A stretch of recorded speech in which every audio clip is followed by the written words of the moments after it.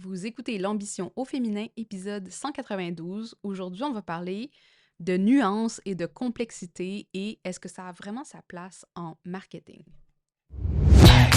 Mon nom est Tatiana Saint-Louis et j'anime L'ambition au féminin, un podcast pour toutes les femmes pleines de vision, de talent et de drive qui désirent redéfinir le succès selon leurs termes et leurs conditions.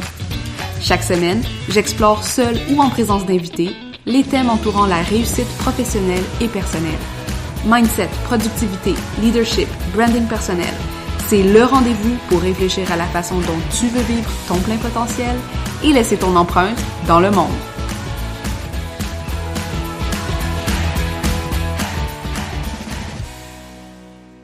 Salut les ambitieuses, j'espère que vous allez bien. Je suis contente de vous retrouver aujourd'hui. Déjà l'épisode 192, si vous n'êtes pas au courant, on est dans la finalisation, dans le fond, du podcast L'ambition au féminin. À 200 épisodes, on arrête le podcast, on va transmuter vers un nouveau lieu où on va parler encore plus spécifiquement de qu'est-ce que c'est, qu'est-ce que ça prend, qu'est-ce que ça veut dire d'exister et prospérer sur le web en 2025, en 2026, en 2030. Vers où est-ce qu'on s'en va avec les développements technologiques et identitaires que ça implique d'avoir tellement de présence ou d'espace qu'on investit dans des espaces virtuels comme le web, y compris sous la forme de professionnelle, mais aussi personnelle, sociale, individuelle, intellectuelle. Et bon, d'ici là, quand même, j'avais encore des messages à transmettre ici dans l'ambition au féminin.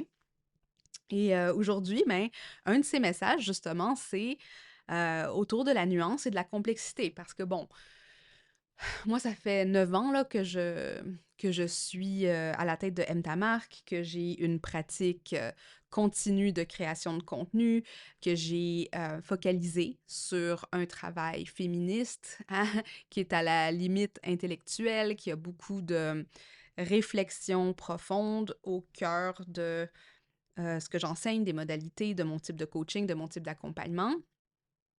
Et j'accompagne aussi beaucoup de personnes qui sont parfois à l'avance de leur temps, à l'avance de leur industrie, ou qui portent en elles un degré de complexité euh, qui est nécessaire pour faire avancer les choses. Donc, c'est pas des sujets faciles qu'elle traite, c'est pas des sujets qu'on peut simplement mettre dans une petite phrase de 5 mots sur LinkedIn.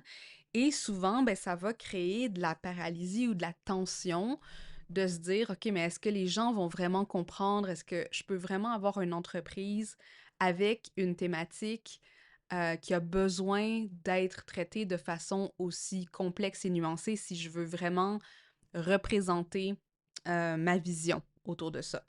Puis bon, hein, j'ai des clientes qui sont dans le milieu climatique, d'autres qui travaillent dans le milieu de l'ingénierie, d'autres qui travaillent dans le milieu de la performance, d'autres qui travaillent dans le milieu de la périnatalité, d'autres qui travaillent dans le milieu de la santé, dans le milieu du droit, dans le milieu de la tech.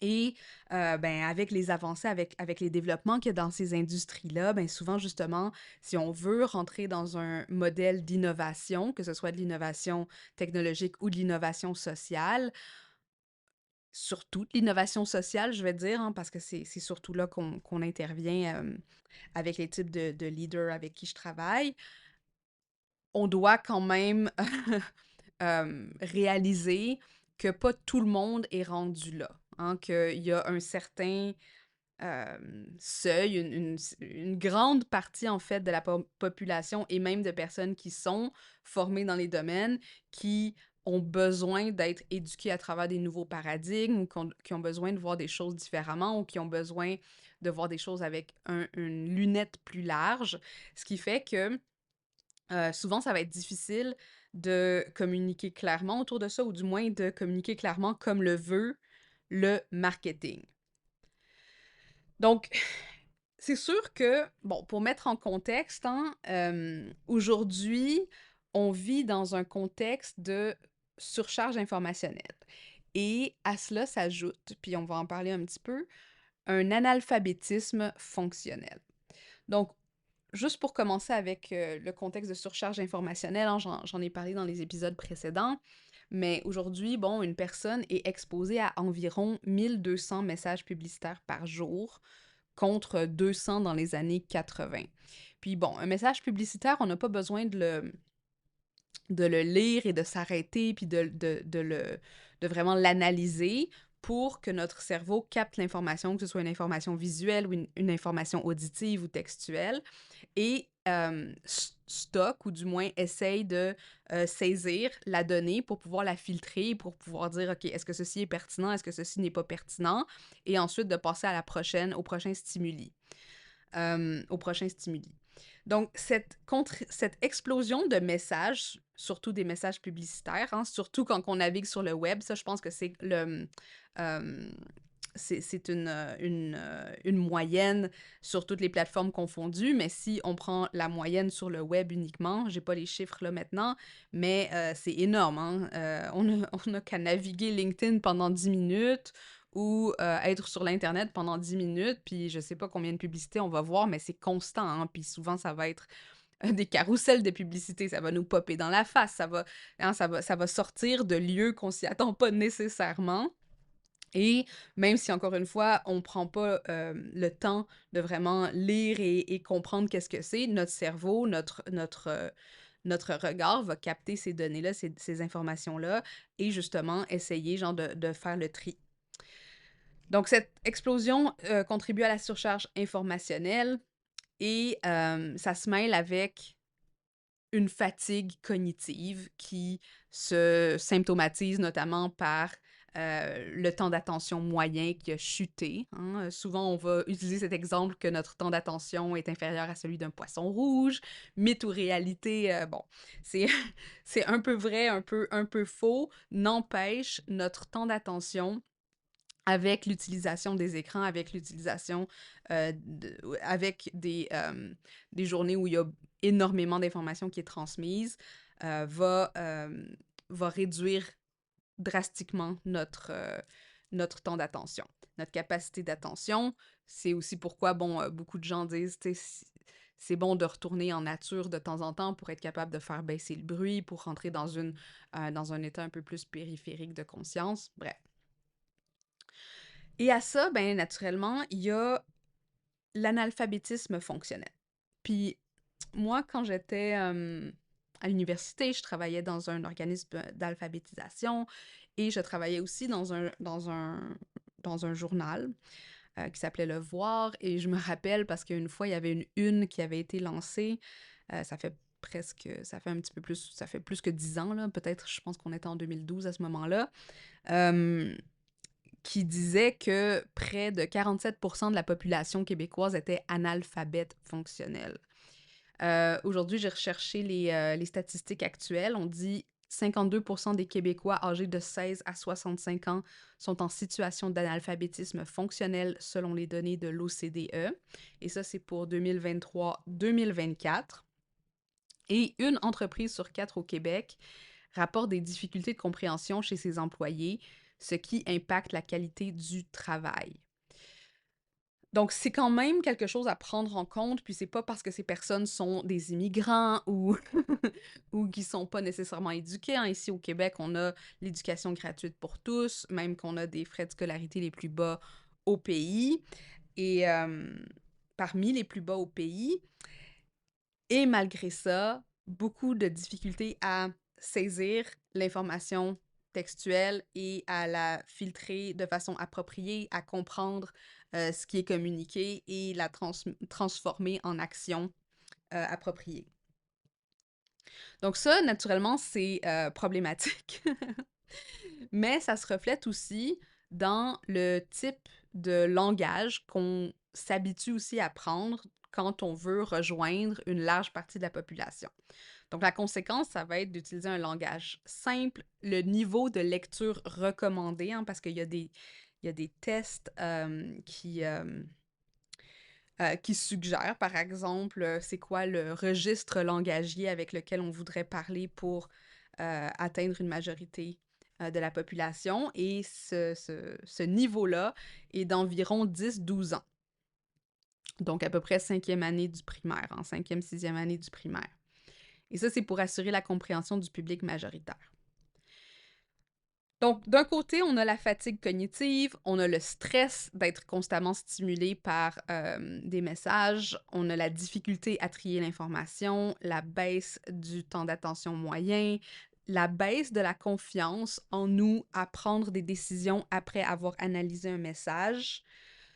Et ce qu'on voit, ben, c'est que ça se manifeste aussi dans notre façon de devoir communiquer au niveau du marketing.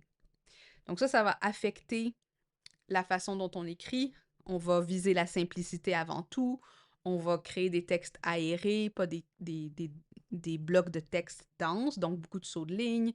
On va parler de vocabulaire accessible, éviter les jargons. Tout ça, c'est des bonnes pratiques de rédaction web qui éliminent ou qui réduisent la friction à la compréhension. Puis, c'est des choses qu'on encourage, puis que j'encourage mes clients aussi à garder en tête quand elles écrivent, que ce soit des articles de blog ou des publications pour leurs réseaux sociaux, parce qu'à quelque part, ben, on veut pas ajouter ou surcharger davantage nos clients en leur créant des messages confus ou opaques qui sont difficiles à décrypter. Donc, ce qui nous mène à la question centrale de ce podcast qui est est-ce que d'abord la nuance et la complexité ont encore une place dans un marketing qui est dominé par ce besoin de simplification extrême? Puis c'est une bonne question parce qu'à quelque part, puis si vous me suivez, hein, on parle beaucoup de marketing éthique, de éviter la manipulation par les messages, de être capable d'ouvrir des conversations qui vont non seulement nous permettre de, développer des communautés, trouver une clientèle, offrir nos services et tout ça, mais aussi changer des mentalités parce que, bon, comme je l'ai dit, hein, beaucoup de mes clients, c'est pas simplement des gens qui veulent un gagne-pain, elles avaient déjà un job bien payé ou des choses comme ça, mais veulent aussi laisser une trace, laisser une marque, laisser un impact qui fait du sens et donc qui permet de faire évoluer les industries, faire évoluer les pensées, faire évoluer les personnes. Donc, pour être capable de communiquer à ces personnes-là, tu sais, oui, d'un côté, ben, il y a une simplification, mais est-ce que le marketing éthique ne demande pas justement qu'on réintègre une certaine nuance pour éviter de rentrer dans du marketing manipulatif? Puis ça, c'est un intéressant paradoxe parce que, comme on l'a dit, on simplifie pour ne pas fatiguer. Donc, notre raison de simplifier, à quelque part, c'est un geste de service, c'est un geste d'empathie. Hein. On essaye de garantir une lisibilité, on met du care dans nos messages. On veut faciliter la prise de décision, réduire la charge mentale qui vient avec ces décisions-là. Donc tout ça, ça émane d'une bonne volonté d'aider nos clients dans cette surcharge-là. Et l'UX, donc l'expérience utilisateur, accompagne cette démarche avec des structurations claires, des phrases courtes, un vocabulaire simple, hein, des designs qui sont faciles à décoder.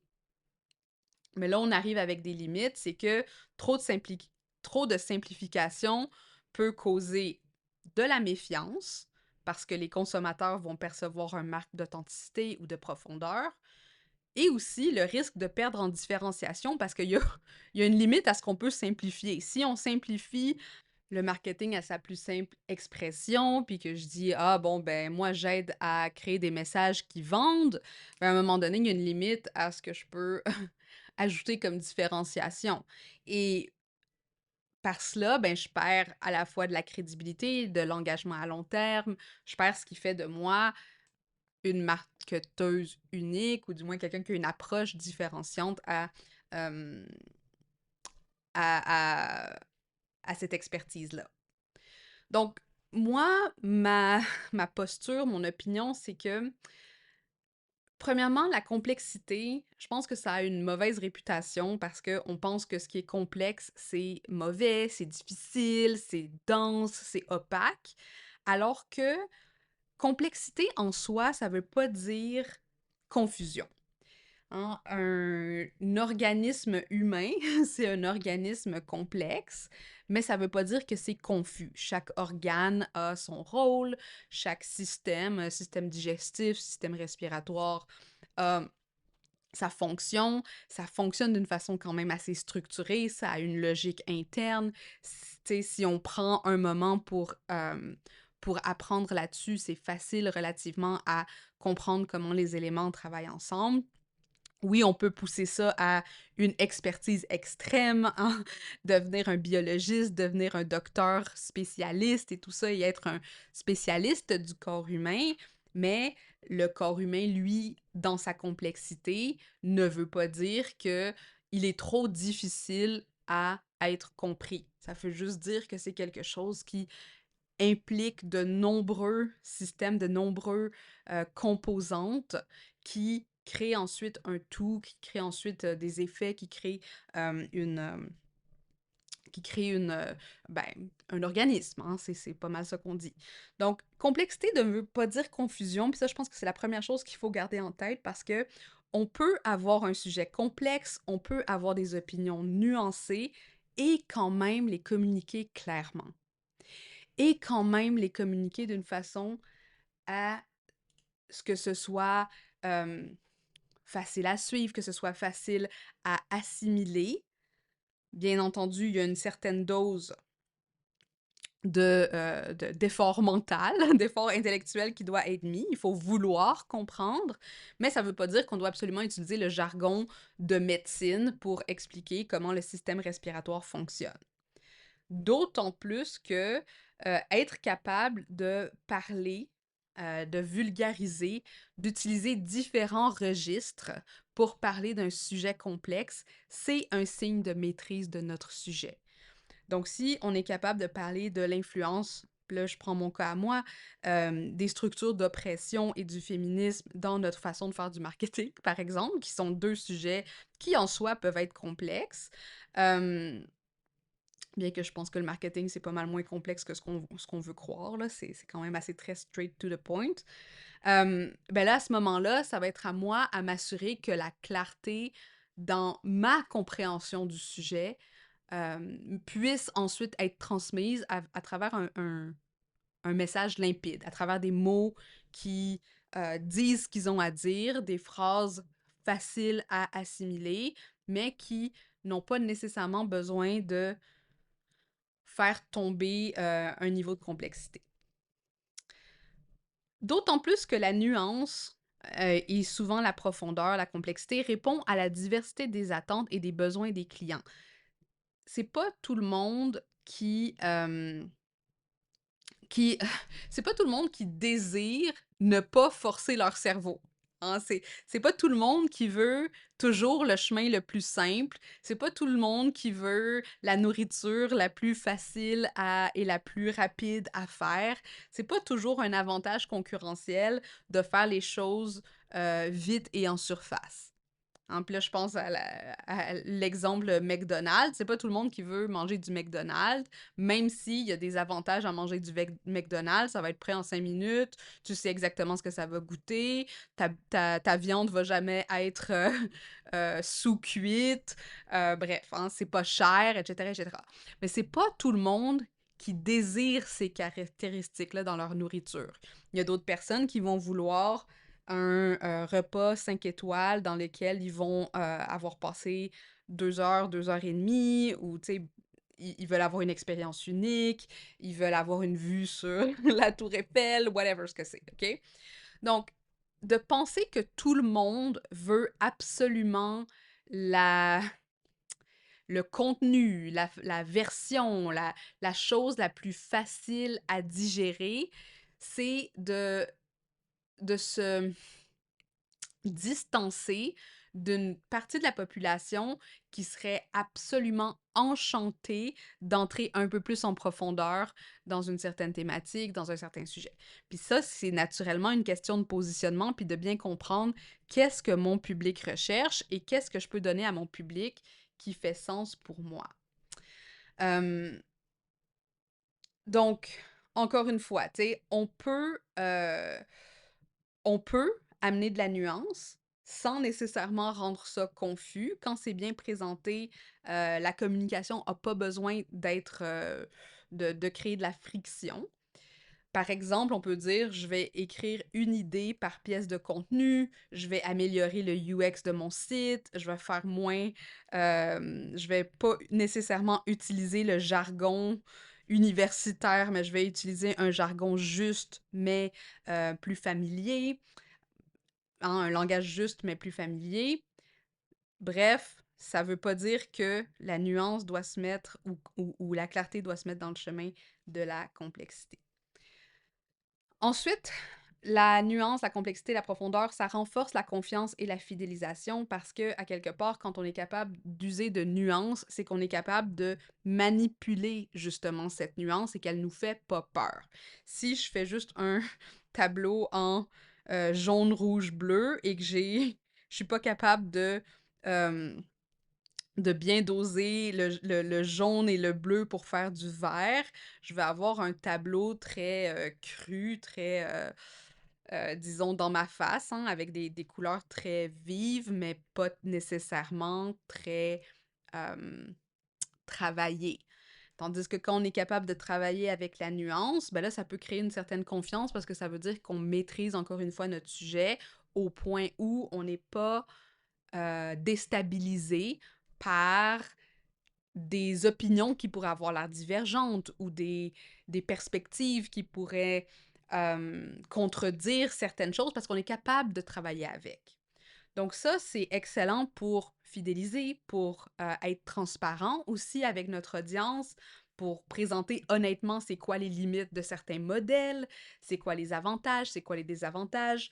Donc on lutte comme ça contre à la fois les surpromesses, hein, parce qu'on sait que dans la nuance, on est capable de dire, ben, voici ce qui est possible, voici ce qui est pas possible selon ma connaissance quand même élargie du domaine, mais aussi on est capable de dire, ben, j'ai rencontré aussi plusieurs autres réflexions sur le sujet qui me permettent d'avoir une vision encore plus précise et plus claire de ce avec quoi on travaille. Donc, on l'a dit aussi, ça a un effet différenciateur dans un marché saturé et ultra compétitif. La qualité du discours va être augmentée, va être améliorée par l'argument, par la nuance, et ça permet de se démarquer. Ça va peut-être pas être accessible ou désirable pour tous, mais c'est ça, à quelque part, du positionnement, c'est d'être capable de se différencier, de dire mon travail s'adresse à tel type de personne et s'adresse pas à tel type de personne. Donc, ce type de ségrégation est nécessaire quand on fait du marketing et la nuance, la complexité nous permettent de faire cette ségrégation-là aussi d'une certaine façon. Euh, Format adapté, bon, une chose qu'on peut faire aussi, c'est de choisir sur quelle plateforme, sous quel format on va euh, amener nos discours les plus complexes. Tu sais, on peut décider que, bon, sur Instagram, dans les Reels et tout ça, on garde ça à un niveau quand même assez accessible, tandis que quand on plonge un peu plus dans les blogs ou dans les infolettres ou dans dans les programmes, dans les cours, dans les accompagnements que vous avez, ben là, on sait qu'on va pas nécessairement juste rester en surface. Hein. Fait que ça peut être une façon aussi d'intégrer la nuance et la complexité dans son entreprise, c'est d'avoir différents niveaux. Ceci dit, moi, mon expérience, c'est que je préfère parler avec le même niveau dans mes plateformes publiques que dans mes plateformes plus privées ou avec mes clients, parce qu'à quelque part, c'est un peu la signature de ma marque, d'être capable de rentrer dans ces lieux de profondeur et de complexité. Fait que ça, pour moi, c'est quelque chose qui prouve que j'ai pas peur d'aller au fond des choses. Et pour mon type de clientèle, c'est important parce que pour ceux qui ont peur d'aller au fond des choses, ben, ça pourrait vouloir dire qu'il y a des sujets qui sont qu'on peut pas nécessairement adresser, qu'il va falloir garder à l'extérieur de l'accompagnement ou des choses comme ça. Puis enfin, il y a des personnalisations qui sont possibles. On peut simplifier, encore une fois, pour le grand public. Je donne un autre exemple. Si, par exemple, j'ai ma chronique dans les affaires et j'ai mon infolettre et j'ai mes programmes et j'ai mes autres plateformes, c'est sûr que le choix des sujets et des thématiques que je mets dans les affaires, qui est quand même un journal plus spécialisé sur le milieu professionnel, le milieu des affaires, quand même, il y a une population plus large et euh, moins ciblée que dans mes propres espaces à moi. Donc, euh, donc voilà, tu sais, on peut avoir des espaces où on simplifie et d'autres on va nuancer pour des arguments, pour des segments plus experts ou plus engagés. Tandis que, bon, c'est sûr que quand je parle aussi dans les affaires, tu sais, je m'assure d'argumenter puis d'avoir des faits, parce que je pense que quand on parle au grand public, il faut faire aussi un grand effort de fact-checking, donc vérification de nos faits, vérification de ce qu'on avance, parce que, encore une fois, à cause de ce que j'ai dit à propos de l'analphabétisme fonctionnel, des choses comme ça, on veut s'assurer que euh, on transmet la bonne information. Hein, c'est une responsabilité qu'on a à quelque part de faire cette vérification, d'avoir cette responsabilité-là, surtout quand on communique pour le grand public. Puis je le répète parce que je l'ai déjà dit, mais je pense que c'est important de le répéter. Parler sur différents niveaux de langage, c'est un signe de maîtrise du sujet. Si on est juste capable de parler en jargon technique, c'est pas et que il y avait une super bonne série, je sais pas si ils les ont encore, c'est Wired Magazine.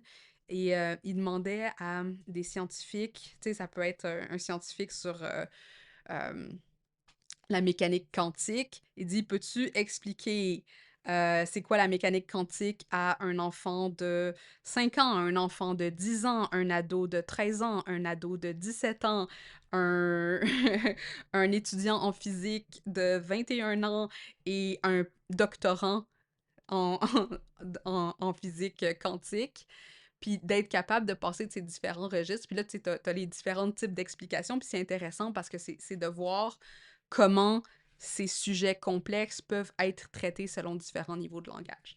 Fait que je vous encourage à, si vous voulez trouver ça, je vais essayer de trouver un lien puis de le mettre dans les liens de l'épisode parce que c'est quand même assez intéressant. Alors, voilà, donc est-ce que la nuance et la complexité ont de la place dans notre marketing? Je pense que oui. Ça va dépendre de notre façon de l'intégrer, hein. On n'est pas obligé non plus de faire des traités de 20 pages pour notre publication LinkedIn. C'est ça qui est intéressant avec le marketing, c'est que ça devient des petits... des petites pièces de contenu qui, mises ensemble, représentent une vision de notre expertise, de notre maîtrise du sujet. Mais plus on maîtrise notre sujet, plus on va être capable après ça d'ajouter justement cette nuance-là sans alourdir la surcharge informationnelle, sans alourdir le texte, sans alourdir les concepts qu'on veut communiquer.